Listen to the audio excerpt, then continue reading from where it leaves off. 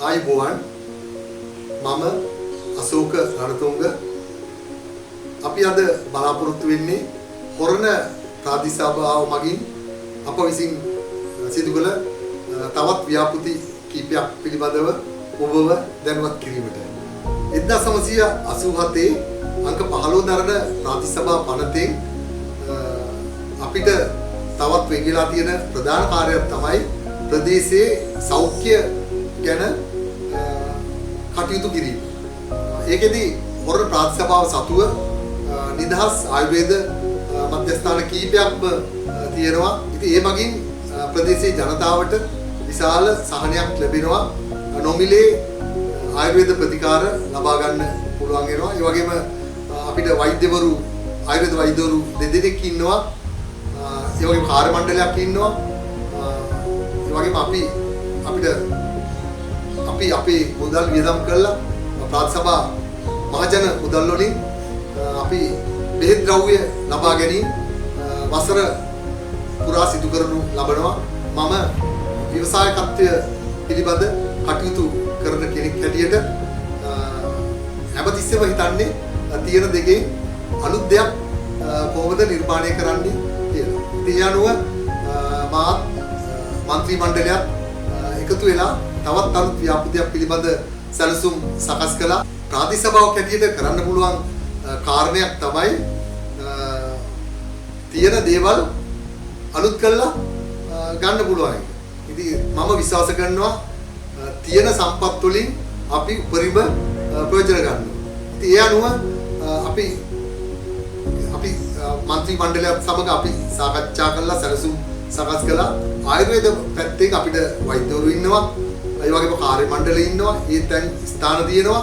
ඉතින් ඒවා මේකටත් වඩා වැඩි දියුණු කරන්න මේ මහ ජනතාවට මීටත් වැඩ සේවයක් ලබා දෙන්න පුළුවන් විදිහට මේක දියුණු කරන්න අපි සැලසුම් සකස් කළා. එහි ප්‍රතිඵලයක් විදිහට අපිට පුළුවන් වුණා කණංවිල ආයුර්වේද මධ්‍යස්ථානයේ අලුත් විදිහට සැලසුම් කරන්න. කණංවිල ආයුර්වේදයේ අපි සැලසුම් කළා ප්‍රදේශයේ ජනතාවට වඩා සේවයක් ලබා ගන්න පුළුවන් විදිහට පංචකර්ම මධ්‍යස්ථානයක් හැටියට වැඩි දියුණු කරන්න. අපි කණංවිල මේ පංචකර්ම මධ්‍යස්ථානයට අවශ්‍ය සියලුම උපකරණ නිසි පරිදි සභාවට ලබා ගත්තා. ලබාගෙන මේ කටයුතු සිද්ධ කළා.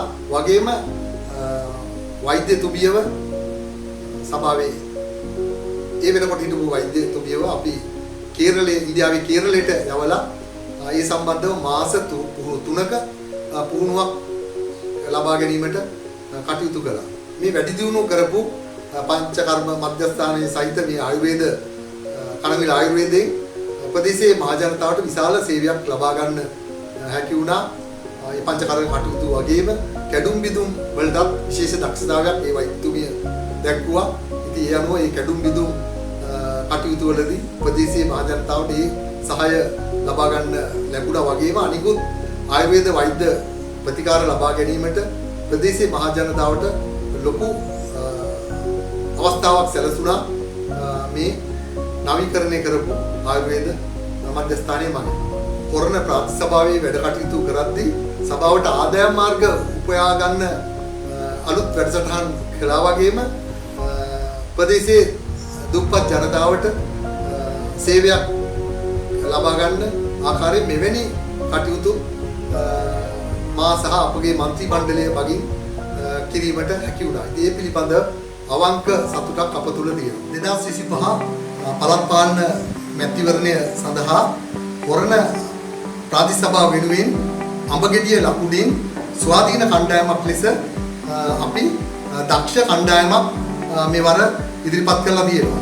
මේ කණ්ඩායමට හිටපු ප්‍රාදේශීය සභා මන්ත්‍රීවරු 9 දෙනෙක්, ඒ වගේම දක්ෂ තරුණයෝ කණ්ඩායමක්, දක්ෂ කාන්තාවන් කණ්ඩායමක් ඉදිරිපත් කරලා තියෙනවා අපේ කණ්ඩායම වෙනුවෙන්. අපි මේ හොරණ ප්‍රාදේශීය සභා ප්‍රදේශයේ සංවර්ධනය කරන්න වගේම මෙවැනි වැඩසටහන් ඉදිරිපත් කරන්න ඉදිරියේදී අපි බලාපොරොත්තු වෙනවා.